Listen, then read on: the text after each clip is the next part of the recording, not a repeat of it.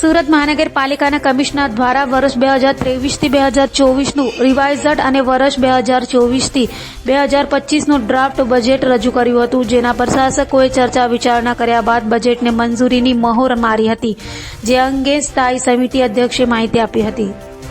સુરત મહાનગરપાલિકાના કમિશનર શાલિની અગ્રવાલ દ્વારા વર્ષ 2023થી 2024નું રિવાઇઝડ બજેટ અને વર્ષ 2024થી 2025નું ડ્રાફ્ટ બજેટ રજૂ કર્યું હતું. કેપિટલ કામો સહિતના 8,718 કરોડનું બજેટ સુરત મહાનગરપાલિકા કમિશનર દ્વારા રજૂ કરાયું હતું, જે બજેટ પર ચર્ચા વિચારણા કરી ગુરુવારે 155 કરોડના વધારા સાથે 8,873 કરોડનું બજેટ મંજૂર કર્યું હતું, જેમાં કેપિટલ કામોમાં 116 કરોડ, રેવન્યુમાં 49 કરોડનો વધારો કરાયો હતો. તો સાથે સુરત મહાનગરપાલિકા સંચાલિત નગર પ્રાથમિક શિક્ષણ સમિતિની શાળાના વિદ્યાર્થીઓ માટે વિવિધ વધારો કરાયો હતો. સાથે મિલકત વેરામાં વ્યાજ માફી સહિત કરાયું હતું, જે અંગે સ્થાયી સમિતિ અધ્યક્ષ રાજન પટેલે માહિતી આપી હતી.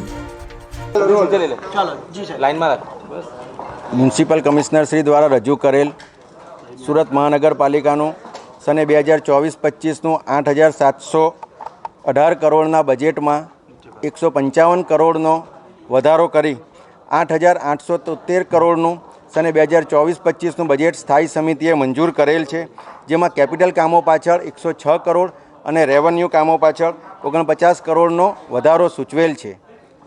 વધુમાં આજ દિન સુધી સુરત મહાનગરપાલિકા સંચાલિત નગર પ્રાથમિક શિક્ષણ સમિતિ દ્વારા શાળાના બાળકોને એક યુનિફોર્મ અને બૂટ મોજાની જોડી પૂરી પાડવામાં આવતી હતી, પરંતુ શાસકોના માનવીય અભિગમને પરિણામે આગામી સમયમાં 2024-25ના બજેટમાં અમે બીજા 43 કરોડ મંજૂર કર્યા છે, જેમાંથી વિદ્યાર્થીઓને વધુ એક યુનિફોર્મ, તે ઉપરાંત સ્પોર્ટ્સનો એક યુનિફોર્મ અને બૂટ મોજાની જોડી પણ પ્રોવાઈડ કરવામાં આવશે.